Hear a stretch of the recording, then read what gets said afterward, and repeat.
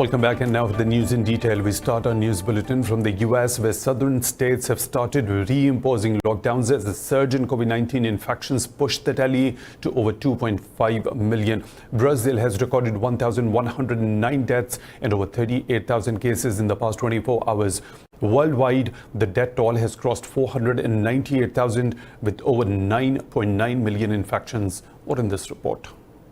Mass gatherings and the lifting of lockdowns have caused a spike in COVID-19 in the southern states of the U.S. The country continues to lead in the number of deaths and cases worldwide, as Florida and Texas report record infections in the past 24 hours. The increase has led state officials to tighten restrictions on businesses again. Over in China, authorities have begun massive nucleic acid tests on university teachers and students after a recent resurgence of the infections in Beijing. This round of tests lays a basis for us to normalize the epidemic control and prevention work for the next step. We will carry out the tests those who volunteer to get tested in our educational system. In the next step, we will implement this principle for the 3 million people in educational system to lay a good foundation for the resumption of the teaching order. Ireland says it will maintain a 14-day quarantine for travellers for the British mainland in July, even as it plans to ease travel restrictions. Meanwhile, a global fundraising meeting has raised over $6.9 billion from the US, EU and numerous other countries to fight the virus. Aujourd'hui, c'est une nouvelle étape qui commence. Today, a new stage is beginning. We must pool and amplify our efforts so that the vaccine, the treatments, and our health system in general will protect us quickly and better against COVID. This shared action is our common good. So let's mobilize, let's refuse an every man by himself approach. Let's continue to move forward together.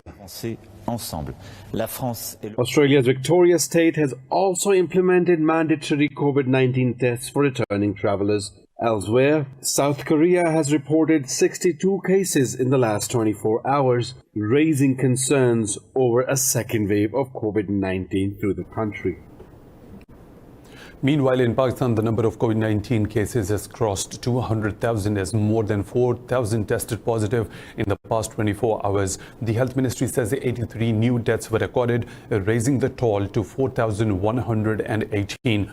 The ministry said over 92,000 people have recovered from the virus, while there still are more than 105,000 active cases nationwide. Out of these, the province of Punjab has reported more than 78,000 cases, while Sindh has registered over 78,000 infections. The ministry says some 1.2 million tests have been conducted, with 25,013 in the last 24 hours. Moreover, India has recorded its highest surge in COVID-19 cases as nearly 20,000 people tested positive in the past 24 hours. The country has now become the world's fourth worst hit with over 528,000 infections. The Health Ministry said 410 people died in the last 24 hours, taking the death toll to over 16,000. Capital city New Delhi remains the worst affected with over 80,000 cases. Among states, Maharashtra is the worst hit with over 159,000 cases. Guwahati, the capital city of Assam state, has announced a complete lockdown for 14 days to curb the spread of the virus. Saudi Arabia says it has forced 3 Iranian boats to retreat from its waters after firing warning shots. State media quoted a border guard spokesperson saying the Iranian vessels refused to stop after they entered Saudi waters despite repeated warnings. But the Iranian state media says the Saudi Coast Guard opened fire on fishermen who had strayed into Saudi waters. An Iranian spokesperson said no one was hurt in the incident. Kabul says it has killed 14 Taliban fighters in an airstrike in the Sozmakala district of Afghanistan's Saripul province. A spokesman for the provincial governor said local commanders of the Taliban were also killed, while 15 others were wounded in the raid. The Taliban have not commented on the claim yet. Afghanistan's Interior Ministry says 15 Taliban were wounded in multiple raids on Sagar district of Ghor province. The US has condemned the killing of members of Afghanistan's Human Rights Commission, calling the attack anti-human. Washington's envoy Zalmay Khalilzad said those opposed to peace start fires they hope spread quickly and smolder indefinitely. Khalilzad said the US supports the overwhelming demand of Afghans to overcome these odds and continue the struggle for peace. 2 employees of the Afghanistan Human Rights Commission were killed in an IED explosion in Kabul yesterday. The Taliban denied involvement in the incident and condemned the attack. The White House says US President Donald Trump was unaware of alleged Russian bounty offers to Afghan militants to kill American troops. The New York Times reported on Friday the Russian military intelligence had secretly incited the Taliban against the Pentagon. While House Press Secretary Kelly McEnany said President Trump was not briefed on the alleged Russian bounty intelligence. She said the CIA Director, National Security Advisor, and the Chief of Staff can confirm that neither the President nor the Vice President were aware of it. Russia's Foreign Ministry says the published report was fabricated by the US intelligence agencies. It said the US media's such false publications had already led to direct threats to the Russian diplomats. The US says Beijing cannot be allowed to treat the South China Sea as its maritime empire. In a tweet, Secretary of State Mike Pompeo said the disputes should be resolved in line with international law. Pompeo said Washington supports the Association of Southeast Asian Nations stance regarding the conflicts in the key trade paths. Earlier, in a statement, the 36th ASEAN Summit stressed the importance of safety and freedom of navigation in South China Sea. Beijing controls the majority of the islands in the territory, but Vietnam, Cambodia, the Philippines and others also claim their right. The US says it has intercepted 4 Russian reconnaissance aircraft near Alaska. This comes after Russia intercepted 3 US spy planes over the Black Sea and escorted them away from its border. The North American Aerospace Defense Command said a Russian Tupolev 142 jets came within 65 nautical miles south of Alaska's Aleutian Island chain. The command said the aircraft did not enter the US or Canadian airspace but stayed in the surrounding international airspace for 8 hours. The US and Canadian Joint Command said it was the 10th time this year that it has intercepted Russian military aircraft in the region. In Germany, hundreds of people have rallied against racial injustice in the capital, Berlin. Organizers said the rally was taken out in the honor of George Floyd, who was killed by a white police officer in the US. Police said at least 1,000 people had gathered in Berlin's massive Tiergarten Park. Calling for change, the protesters said black Germans are confronted with racism on almost everyday basis. The demonstrators said they wanted to draw attention to racism and violence against people of color across Europe. Similar protest rallies were also taken out in London and other parts of the UK. In France, the second round of the municipal elections has begun after a 3-month delay due to COVID-19 lockdown. Over 157,000 candidates are vying for mayor and councillor posts in some 5,000 municipalities. The first round controversially went ahead on March the 15th, just as the coronavirus pandemic was gaining momentum. But the second phase, scheduled for March the 22nd, was put off to June the 28th after France went into lockdown.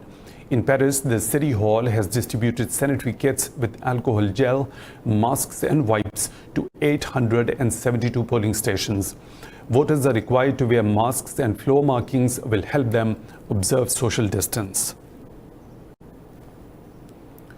In Poland, people are voting in a presidential election that can place significant curbs on the power of their nationalist government. Opinion polls show the incumbent Andrzej Duda in the lead, but short of a majority, needed to avoid a hard-to-win second round of the vote on July the 12th. Duda is an ally of the ruling Law and Justice Party, and if he loses, the opposition can force a big change in the Polish politics. Europe is watching the polls closely as Duda's allies have frequently clashed with the EU over their controversial reforms to the judiciary and media. The president's main rival, the center-right mayor of Warsaw, has promised to repair ties with Brussels. There are 9 other candidates in the race, including Simone Holovia, presenter of the TV show I've Got Talent. In Malawi, opposition alliance leader Lazarus Chakwera has won the presidential election rerun. The Electoral Commission said Chakwera secured the required majority with 58.5% of the votes, beating Mutharika. Chakwera said his victory is a win for democracy and justice. His win sparked late-night celebrations on the streets of the capital, which is the victor's stronghold. However, incumbent President Peter Mutharika alleged that June 23rd election was marred by irregularities. Mutharika said his Democratic Progressive Party called on the Electoral Commission to annul the results and declare a third election. And Libya's government of national accord says its forces will continue to cleanse the country of all the Russian mercenaries and aggressors. In a tweet, the foreign ministry says the elements fighting for Haftar's forces pose a threat to the Libyan regional and international security. In a statement, an army spokesman said Russian mercenaries developed command center to take control of the oil fields. He said the Libyan army is determined to save cities by making peace or with using weapon power. Meanwhile, Libya's Prime Minister Fayez al-Sarraj and Italy's Premier Giuseppe Conte have met in Rome to discuss the situation in the war-torn country. In Nigeria, at least 12 people have been killed in an armed attack in western Zamfara state. Witnesses say the armed gangs attacked the Ungwar Yabu village. Recently, the country's northwest has been escalated clashes between the herder Fulani people and neighboring sedentary tribes. Nearly 2,000 people have lost their lives in the region, while thousands have been displaced in ethnic violence. More stories to follow, but right after a short break. Stay tuned.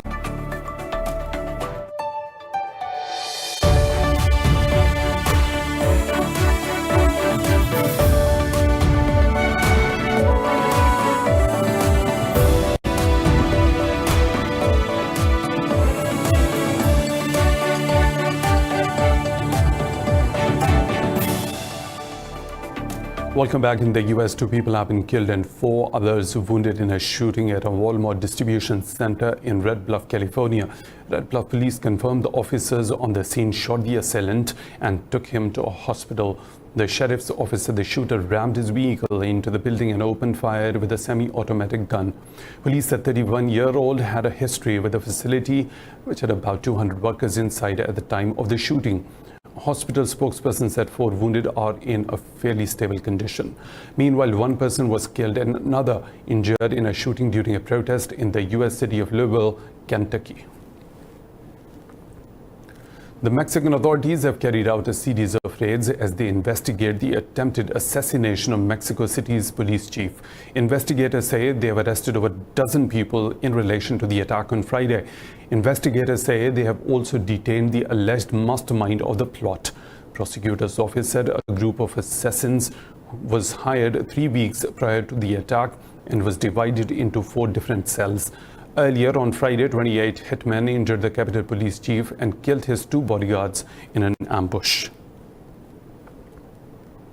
Thousands in Myanmar's Rakhine state have fled their homes after the village administrator warned them about a military operation. However, a government spokesperson said an evacuation order issued by Border Affairs official had been revoked. Border Affairs acknowledged issuing the order through the local administrator, but said it affected fewer villages. Meanwhile, in a joint statement, the UK, the US and Canadian embassies in Myanmar said they were deeply concerned by the reports of military operations. Sri Lanka has renewed calls for international monetary bodies to provide debt relief for developing countries. Prime Minister Mahinda Rajapaksa said a debt moratorium of 2 years is needed to get the country back on track. In a meeting with the UN and UNICEF representatives, Rajapaksa said Sri Lanka's vital economic sectors are at serious risk due to the pandemic. He said a debt relief plan will enable developing nations to quickly recover from the impact of the COVID-19. This comes as Sri Lanka and India discuss holding the loan repayment of $960 million that Colombo owes Delhi. Sri Lanka is scheduled to repay $2.9 billion of its total external debt this year. Madrid City Hall lit up the skies with drones to pay tribute to COVID-19 victims and frontline workers who fought the virus in Spain. 40 programmed drones with multicolored LED lights shone over Madrid. They created different forms, including a heart and two people. They also created messages of hope and flags of other countries fighting the coronavirus pandemic. The location of the performance remained a secret until it took place to avoid crowds and a large gathering. Spain has been one of the worst hit countries from COVID-19, with more than 28,000 deaths and nearly 250,000 cases so far.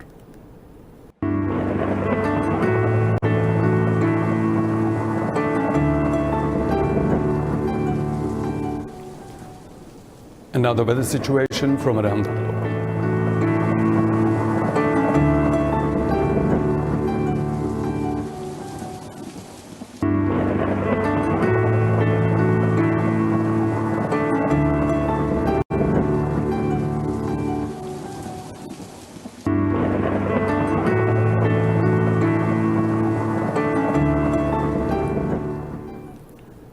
And that's all for now. For the latest updates, you can follow us on social media at Indus News.